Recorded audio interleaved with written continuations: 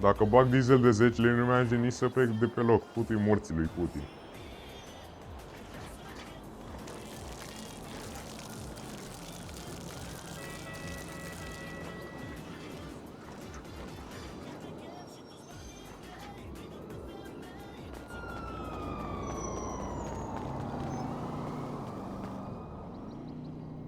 Bă, bossule, ca să fac plinul la bijuterie trebuie să fac rată la bancă. Bă, ăsta e chinez, hai să plec până când nu-mi dă COVID. Putu-ți morții mătii de chinez, du-te dracu.